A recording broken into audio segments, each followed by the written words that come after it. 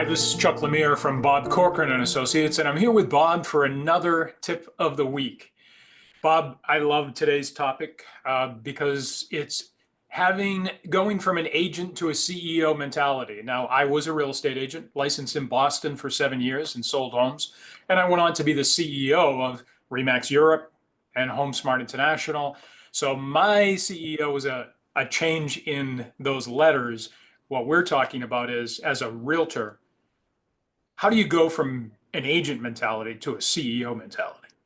Well, yeah, this is my favorite topic of all time because it is really a life-changing topic if people will really embrace it. Let's face it, I know you're independent contractors. You got into real estate because you could come and go with as you please. However, if you think of a CEO, ask yourself, do I act like the chief executive officer every single moment of every single day? And quite frankly, the answer is usually no. How do I develop that mindset?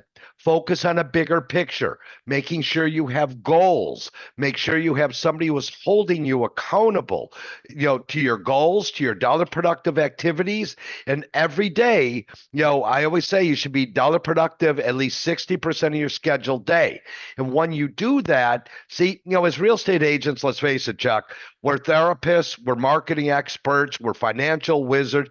Your job is so complicated, folks, okay, that you have to start compartmentalizing all these different things that you do because, quite frankly, that's what a CEO does.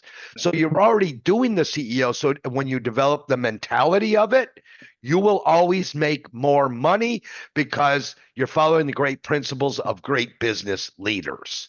We do a lot, with the clients that we do coach on this mentality, because I can tell you, those who really understand it and grasp it, you've seen it over the years. We've been doing this 30 some years, and you've seen people go from selling 40 houses a year to 600. The only thing that really changed was their attitude.